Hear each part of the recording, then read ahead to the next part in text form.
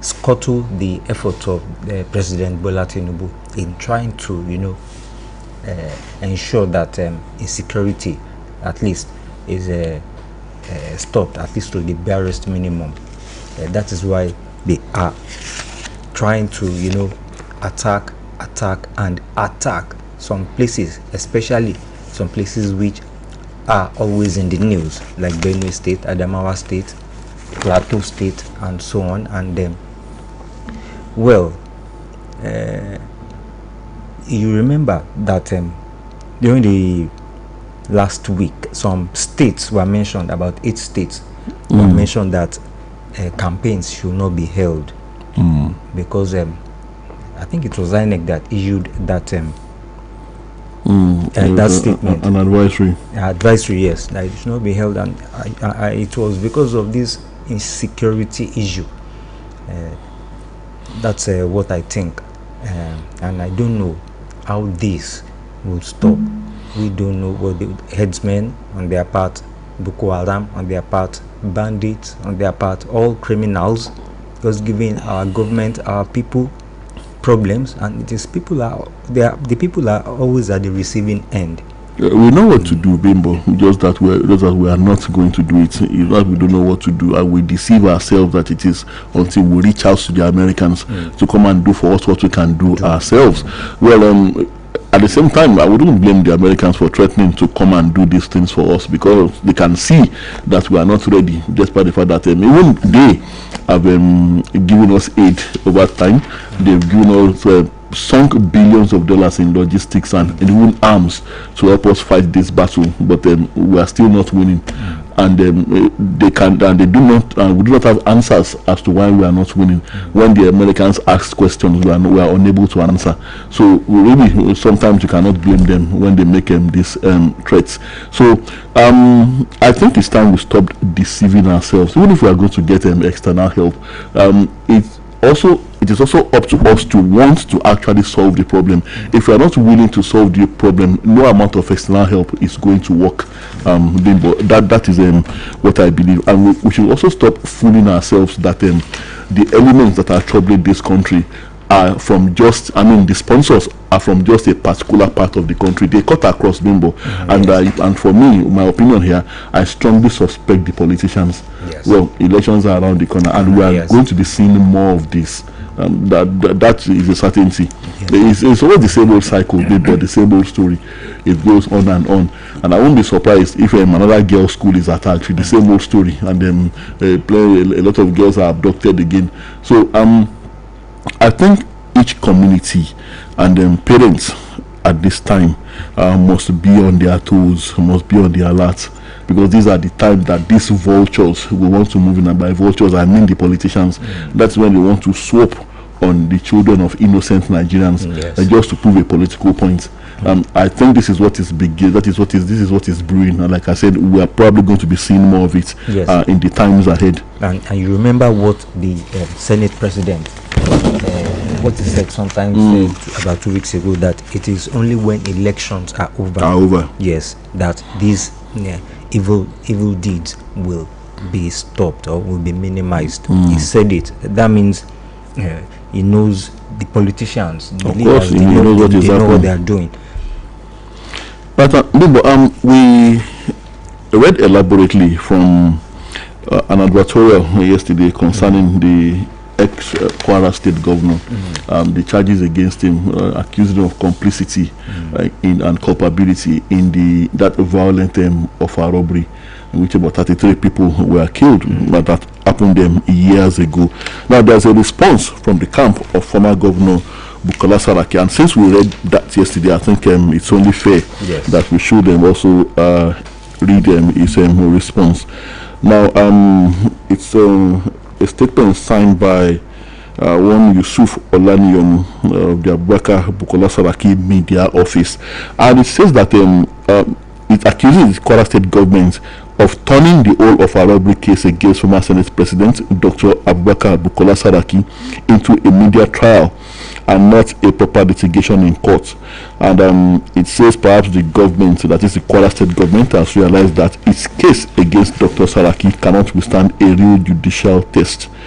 And that the statement also knows that ex-governor Saraki, ex-Senate president, said he is ready to meet the Kwara State governor and his machinery in court.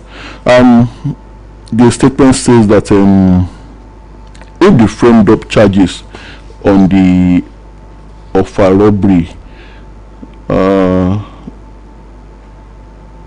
which Dr. Saraki knows nothing about, at the price he has to pay for speaking out and calling out the government to do more in protecting the interest of the people of Kwara State, giving voice to the voiceless, and standing up to defend the right of the ordinary people in the state to enjoy the protection of lives and property. The Kwara State governor can be assured that Dr. Saraki will remain undeterred. He will continue to speak out. And then the statement also says it is interesting that of all pressing national issues, including the high rate of insecurity in Kwara State, the priority for the Kwara State government is hounding Dr. Saraki for his views, which the governor considered critical of his administration. And it says that since the killings, assault and kidnapping of Kwarans began on an unprecedented scale under his watch, Governor Abdurrahman Abdulrazak has not sponsored any newspaper front page advertisements to commiserate with the families of the victims or to mobilize Kwarans behind government policies and programs aimed at tackling the problem. Now, well, for me, the only real interesting thing that I find interesting here, and that I find maybe a very cogent point here, is what is said regarding the confessional statements, the said confessional statements made by the accused, five of whom have now been convicted. Now, it says that the Abdurrahman, that is Governor Abdurrahman, and his aides have also continued to refer to confessional statements made by the then accused persons who have now been convicted. The confessional statements have been in existence since 2018. They are not new. In hiding fast to justify their propaganda war against Dr. Saraki, the governor and the so-called aides refused to make a public disclosure of how the accused persons disowned the so-called confessional statements during the trial.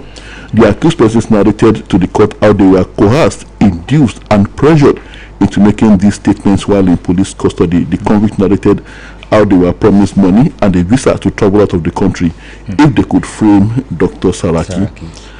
Why I said this is the only point I see as cogent in the statement is why that this is where Dr. Saraki actually defended himself against the accusations that they were confessional statements to defend that he was culpable in the offer robbery incident. So, well, I also remember this gallant police officer, said to be the most decorated police officer in Nigeria's history, who is now in trouble over issues, drug-related issues. His name is, I think his name is Kyari or something like that. Kyari. So one of the things that held against him was that that he was one of those that coerced these accused persons to make statements against Dr. Saraki. So, well, I'm not saying that anything is actually solid here, and I'm not saying that I do not know what is true and what is not. But then I'm only reeling out what ex-Governor Saraki, ex-Senate President, has to say for himself over the matter. And the matter is in court now. The Kwara State government has gone to court, so and then we wait and see how the lordships will decide. Well, the statement, I can see some things here too. The statement goes on to say that the governor is resorting to a blackmail, that is the sitting governor, blackmail game to divert attention from the failure of governance under his leadership. Like you earlier mentioned, Abdurrahman Abdulrazak is responding to so many crises confronting him from different quarters under his watch, talking about security here now, and with a clear pattern of official negligence. About 400 people had been killed between January 2025 and March 2026.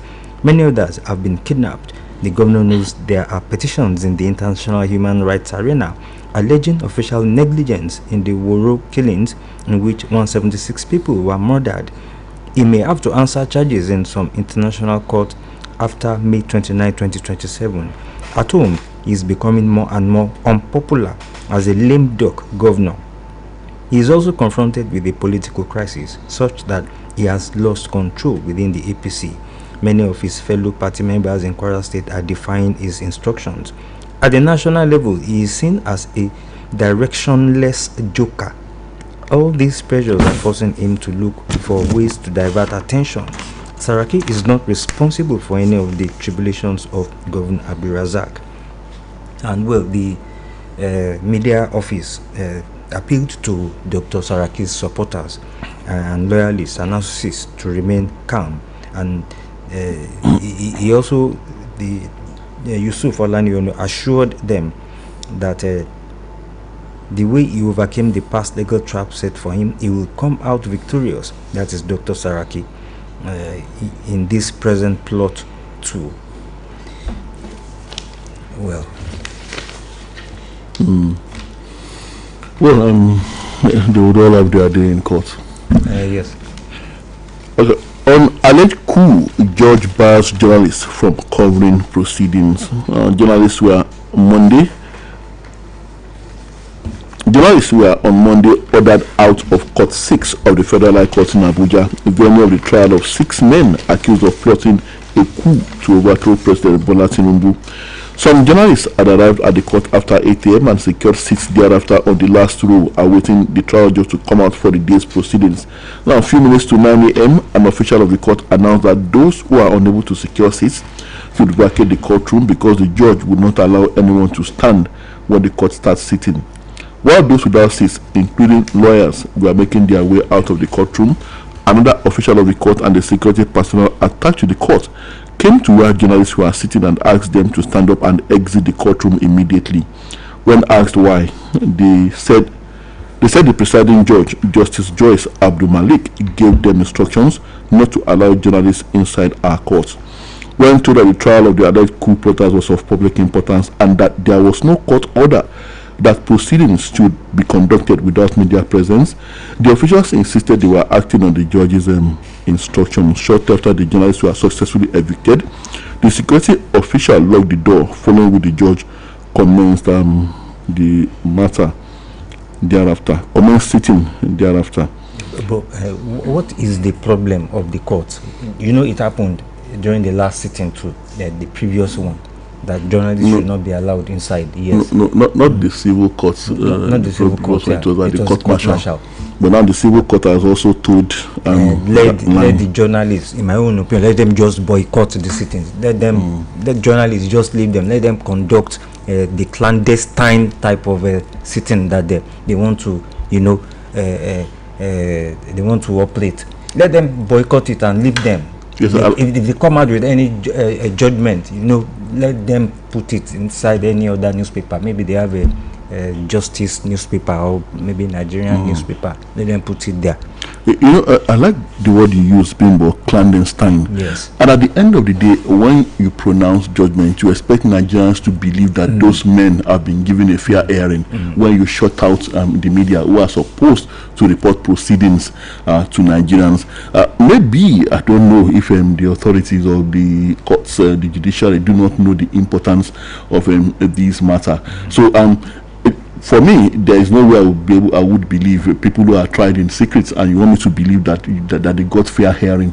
Yes. Oh, really? And normally Nigerian courts, usually, although they do not, when proceedings start, they do not allow the cameras, but then yes, before they do allow journalists to be inside, and they can allow you to take your recordings before the proceedings start. And after. So, even during the military era, yes, regime, journalists were there when things were very volatile. The Okaku, the Vatsaku, the Diaku, and the Alec Diaku, and all that.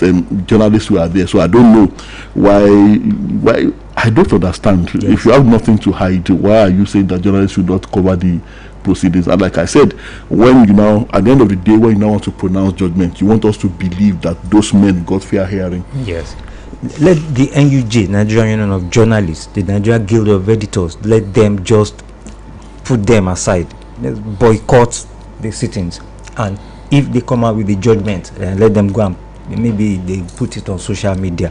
Well, we still have to do our job as journalists, but what we can now do is to... But it is an embarrassing, situation here.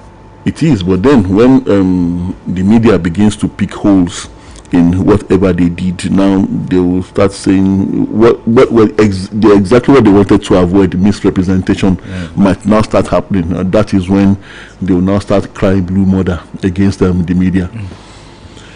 At Ekiti election, stepping stone for Tinubu's victory. Someone beating his chest there, and that's coming from the APC governors. And now APC chair, governors orders rally support for Oyebanji in Ekiti. Well, I have this one here. Someone is trying to, praise President Tinubu, that what Tinubu has done in 3 years is monumental. That is talking about Bayo Ononuga. But it is, before you read the story, indeed it is monumental. Hunger is monumental. Not being able to send your children to the best of schools is monumental. Healthcare in the shambles, that is also monumental. Yes, the deterioration in the healthcare system, the deterioration in the is also monumental. Bimbo, as has never been seen before in the history of this country. Let me just. So his own idea of monumental. Let's hear it. Yes. Well, President Bola Tinubu has done an impressive work. Yes, impressive indeed, to transform Nigeria and give Nigerians something to be proud of. Presidential spokesman Bayo Ononuga has said, and Ononuga, who briefed journalists ahead of a planned tour of project sites to verify what the administration has recorded so far, pointed out that the projects cut across all the states of the Federation and captured the critical areas of infrastructure, human capital, and economic development, among others. Flanked by other presidential media aides, Ononuga said the purpose of this tour is to showcase in full what the administration has been able to do so far in order to show its seriousness and commitment to the transformation of the whole country. And these projects cut across all sectors of the economy and are in all the states of the Federation. And by the time these projects are unveiled to Nigerians, it will be very clear to all that President Bola Ahmed Tinubu has changed the landscape of Nigeria and has indeed renewed the hope of Nigerians. I don't know how people... well, I think he's Ononuga is doing his job anyway. He's doing his job. He's talking, he's emphasizing on the flaunting those projects. Carried out by his principal. Now, why doesn't he also show us the communities domiciled around those projects, the kind of lives the people in that community are living? And he's in all states of the Federation. I cannot see any project by the any federal government presence in your state. I don't know. Maybe there might be some being constructed somewhere. I don't know. Well, there is actually, but there are some of these projects, like he said, well elaborate projects, and some of them also white elephants. But what we are saying here is that, like I always say, you are building projects and you are not building people. Around those projects, like I said, it should also show us the people of the communities domiciled around those projects, what their schools are like, what their hospitals are like, what their means of livelihood, what it is like. And it should also be able, kind enough, to show us the fact that these people have to live under the shackles of the debts incurred and countless borrowing incurred just to fund these projects, and the impact of these borrowings on the lives of those people. Despite the fact that subsidy is gone, and we still continue to borrow to fund these projects he's talking about. So there's this idea in the minds of every politician that food on the table is the least important thing. They get there and all they think about is these elaborate projects, so that when they are gone, people can point to it and say, this bridge was built by me, this road was constructed by me. And despite the fact that the people continue to live in abject penury. Of course, if you invite some of them to come and talk here now, what they'll be saying is that we should also look for what we can do, that there is a lot of gold to be picked on the streets of Nigeria if only we look hard enough. They continue to pontificate, they become motivational speakers all of a sudden, and yet they are the ones that are making it very difficult, taking away whatever means and whatever ideas, rubbishing whatever idea you have to make a better life for yourself. So they are the ones that are taking away all that gold that can be picked on the streets of Nigeria. So, like I said, the achievements are indeed monumental if we are to consider what the social lives of Nigerians, of the average Nigerian is like now. And he is not bothered about that. So Mr. Bayo Ononuga is only concerned about the bridges and the skyscrapers and the roads and whatever. And that to him counts for monumental achievements. Yes, he should have, apart from that one, I've just, as I mentioned, the bridges and roads and those constructions, and so you should have also stated the negative monumental side, like you said. The education sector, yes, that is wallowing in quotes, wallowing in poverty, health, people's living, food on the table, no food, transportation, petroleum sector in shambles. And we're not saying these problems do not precede the Tinubu administration, but it shouldn't get worse. Like I always emphasize, Bimbo, it's sad that Nigeria is a country where its best is always in its past. So it continues to get worse. It's very, very sad that as terrible as the Abacha government was, that today we can sit here and be saying that things were better, at least economically and financially for Nigerians under Abacha. It's very, very sad that we should have to be acknowledging and admitting that we felt much better under the Abacha administration. I'm not blaming President Tinubu alone. I'm blaming successive governments since the military. This is the military that we all agree is an aberration, and that we don't want the military again. We all say never again. I also say never again to military rule. But then, what do we have for all the struggles for democracy? Well, this one says, talking about the ADC now, the African Democratic Congress. Supreme Court rules tomorrow on ADC leadership crisis. That is, yes, the Supreme Court. The case I got into the Supreme Court level now.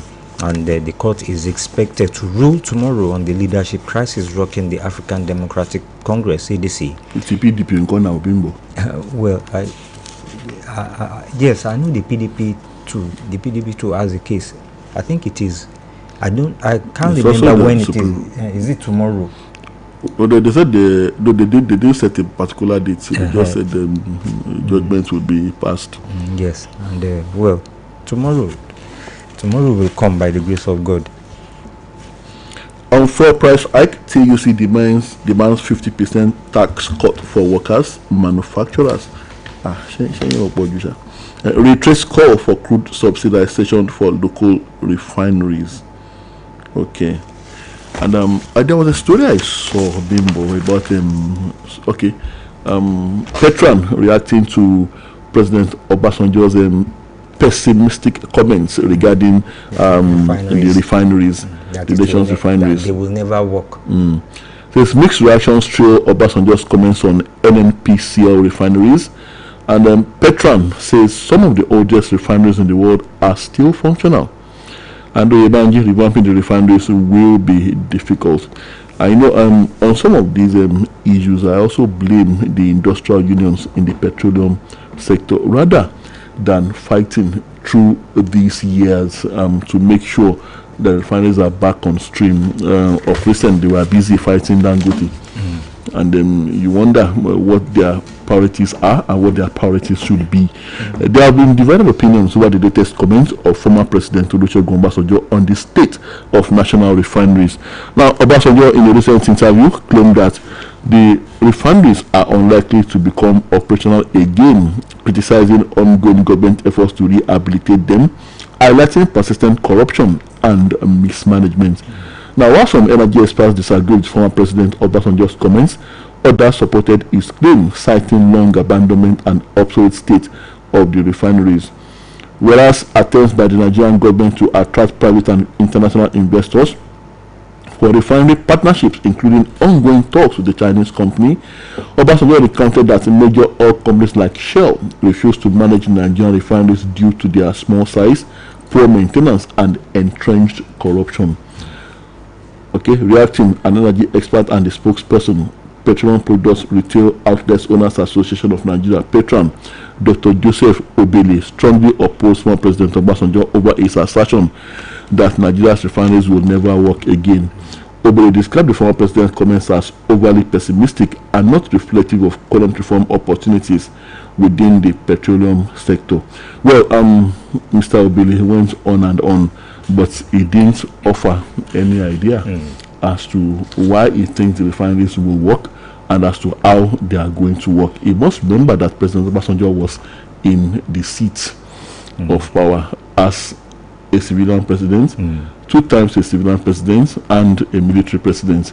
He has seen, he knows what he's talking about, especially regarding persistent corruption and mismanagement. Yes, sir. Mr. Obele was one of the industrial unions that I mentioned in the petroleum sector, and like I said, he's not offering any idea as to how he thinks, and he's also not explaining why years of turnaround maintenance, years of attempts at the refineries, why they went comatose for so long, and why all of a sudden he thinks that the former president is being pessimistic and he thinks that a miracle is going to happen. I believe that these refineries can work, but it is because, like you said, of this corruption aspect. Look, let me tell you, we used to have the AM arm of BCUS, the AM arm, Radio OYO 1, the FM was Radio YO 2. AM, when some problems started, they operated on the AM amplitude modifier, medium wave, short wave then, and it had quite a wider reach than the FM. Yes, there was a time they tried to bring it up again, but along the line I did not know what happened. The BBC in the UK, they are still on this medium wave and AM bands. So how do they manage to maintain and carry out their own operations? So I believe the AM can still work. Just an example, just to back up the reason the guy said the refineries can still work. Bimbo, AM on BCUS did not stop working because of corruption and mismanagement. No. It wasn't corruption and mismanagement. No, I'm not saying that. So I'm just talking about two different scenarios. I think what happened here was that maybe the corporation decided to let the AM rest because in different across the country now, the tools and the how should I put it now, the components for maintaining the AM radio are very rare and hard to come by now. And also very few stations still maintain the AM across the country as we speak. It's quite expensive to maintain if there is a breakdown and you need a particular tool. You may have to go as far as the UK that you mentioned to get those tools. So, and it wasn't very prudent business-wise, because we are also a profit-making organization as far as that we render social services to the public. So this was partly or majorly the reason that the AM was allowed to rest here. So it's quite different from deliberate corruption that we have. You heard what President Obasanjo said, that Shell, one of the reasons they refused to help us manage those refineries was because of persistent corruption, and those that are perpetrating that corruption are not ready to let go. So I think Obasanjo to some extent is right. As long as that, which you have also acknowledged, as long as that continues, we are not going to get anywhere with the refineries. Well, let's just stop. Well, we'll see. I don't know what will even eventually happen to those refineries now. Maybe they will be sold, or maybe they're going to a kind of maybe a partnership. And that's the only way else. Let's open the phone lines. 070 55551985 and 080 55009850. Numbers to call to be part of conversation this morning. We welcome your comments on any of the headlines that we have taken so far. Yes, this one says the federal government has invited the leadership of the Senior Staff Association of Nigerian Universities and the Non-Academic Staff Union of Universities and Allied Institutions to a meeting on Wednesday, April 29, 2026 in a bid to avert the looming strike by the two university-based unions. It was learned that the situation in that aspect. Hello, good morning. Good morning. Good morning. Good morning. Good to have you, sir. Please go ahead. When we wake up this morning, how many dogs or goats we see around us see themselves? Dogs and goats, one of the stupid animals. But you can see human beings, the one God that made to be the God of animals. You can see the way they are cleaning themselves. You see, is it going to happen like that of Noah? That is when God is going to judge humanity, animals will be taken into God.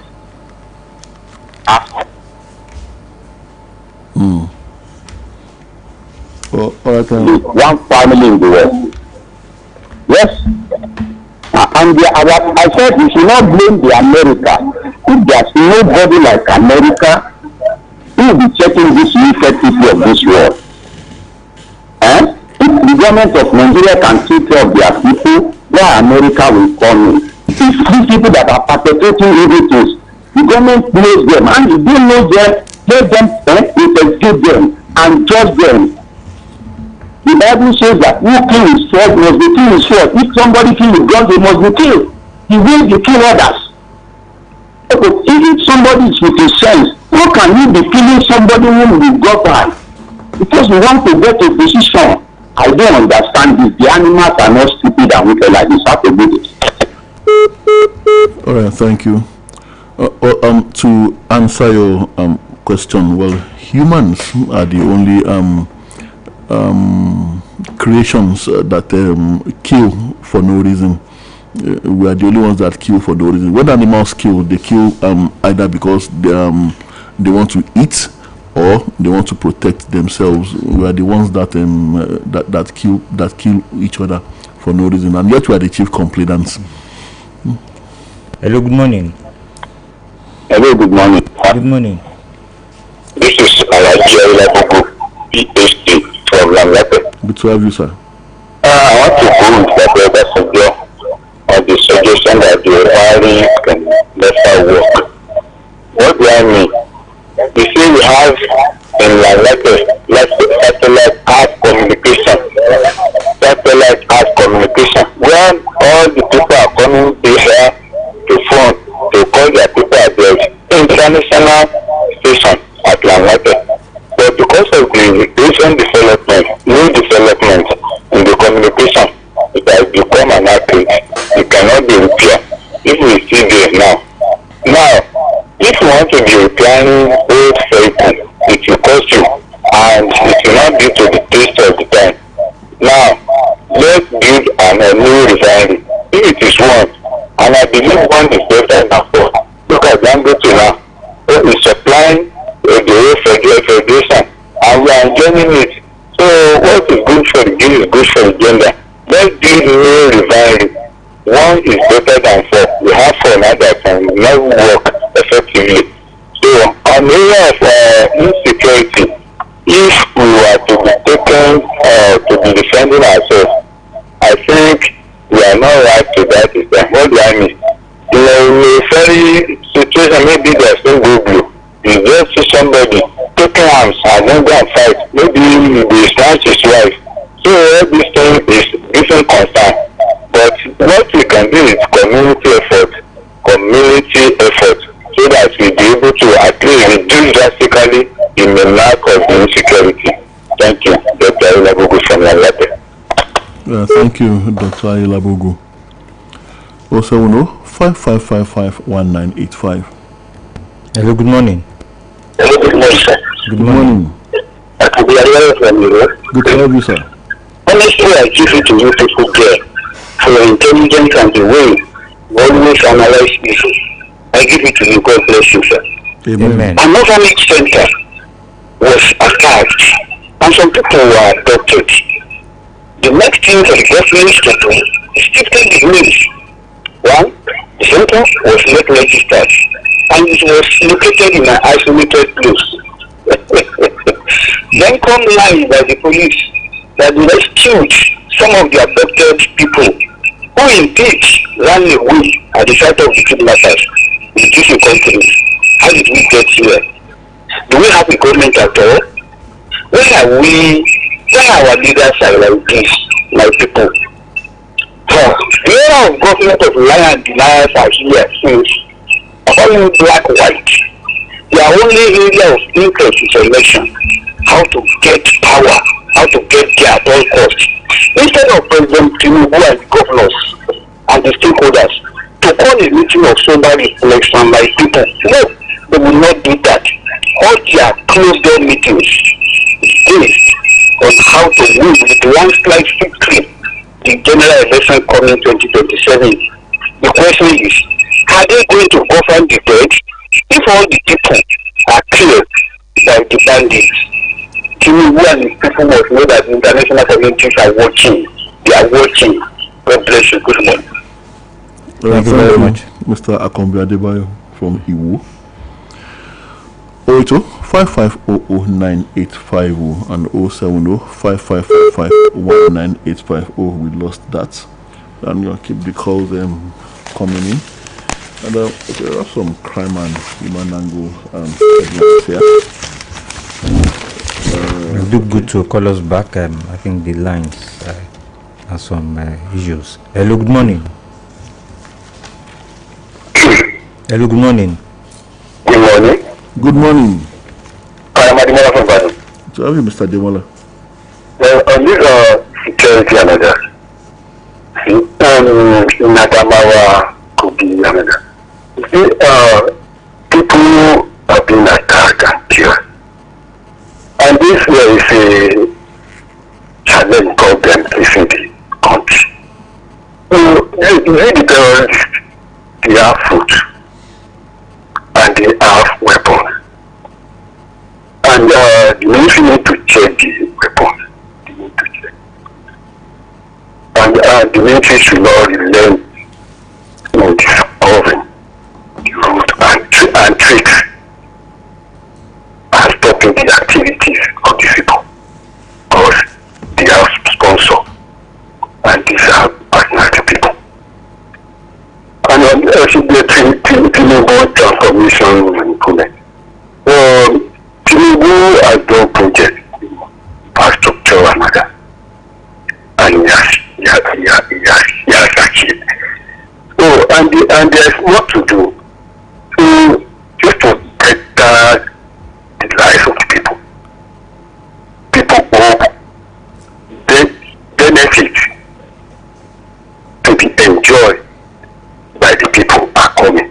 People hope more benefit to be enjoyed by the people are coming. So we should better the lives of the people.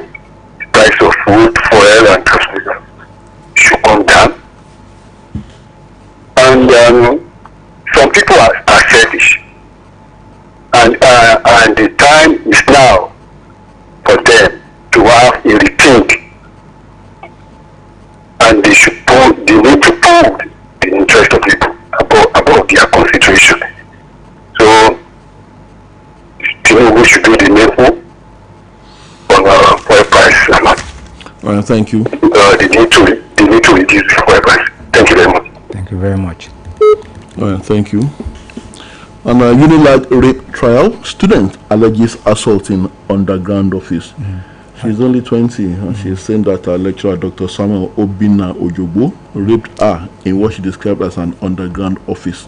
So how were you lured to that underground office? Office, yes. That's the big question. Hello, good morning. Good morning, sir. Good morning. Thank you, sir.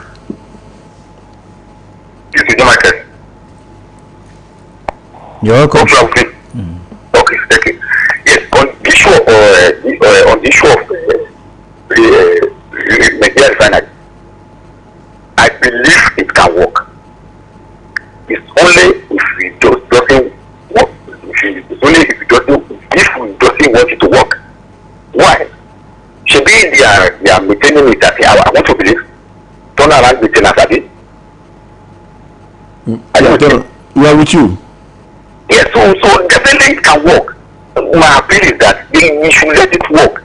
If it will work, petrol price, all these products, petrol price, diesel price, it definitely come down.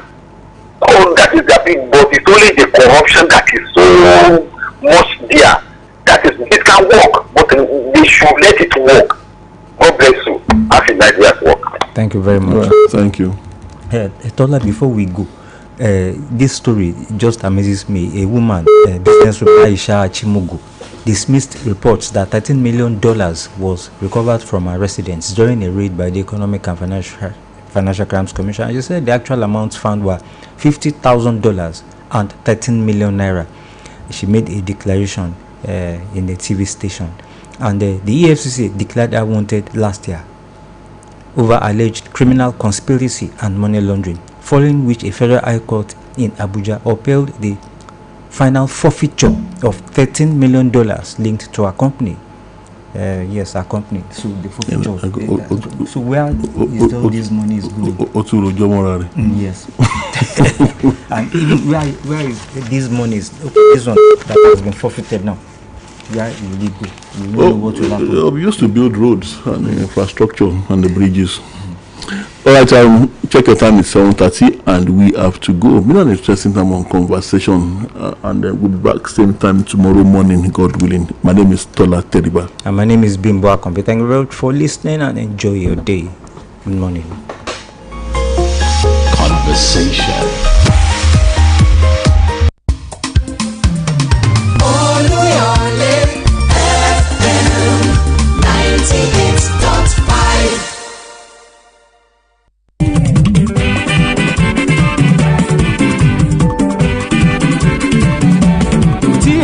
gbogbo ẹni fẹ́ ṣàríyá o, gbogbo ẹni fẹ́ ṣàjọ̀dún, àbẹ́ni fẹ́ ṣèpàdé o, gbogbo ẹni fẹ́ ṣènáwó. BCOS event grand òun ni ẹ máa bọ̀. BCOS event grand òun ló kájọ ẹ̀ fún gbogbo ayẹyẹ èyí tẹ́yin bá fẹ́ ṣe. BCOS event grand òun ni ẹ máa bọ̀ o. Bóyá wá gbé mi débẹ̀ yóò. Ilé Akéde. Bóyá wá gbé mi débẹ̀ yóò. BCOS event grand.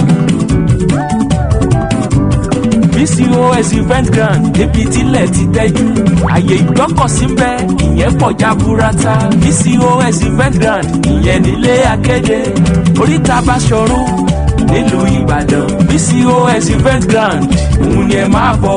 Ohun tá à ń sọ ni pé fónírúurú ayẹyẹ tẹ́yin bá fẹ́ ṣe, ó ti wù kó fẹjú tó, BCOS event grand òun ló kájú ẹ̀, òun ló káàtó. Ṣókùn àgbà lẹ́yìn fẹ́ ṣe ni, tàbí ìgbéyàwó, tàbí birthday, tàbí open year crusade, ó sì jẹ́ book launch ní tiyín ni, ẹ máa bọ̀. Ẹ̀yin sá ti kàn sí wa ní yàrá kẹrin commercial department BCOS ilé Akéde, tàbí kẹ́ ẹ pè sórí BCOS customer care line tololong 0915-870-3300. BCOS event grand ilé àríyá fáwọn tó mọ bó ṣe ń lọ. We hear of traffic holdups. We see them every day. Don't double park. Don't triple park. You'll just be in the way. Obey the traffic regulations. Don't make mistaken calculations. Stop traffic holdups. No go slow today. The rains are here again. Don't drop your refuse into streams. Don't use your nuisance to create another nuisance. Don't park your car just anywhere. Look around. Is no sign there? If there's one that says no parking, move further down before you stop. It's no joke, and we're not laughing. Hip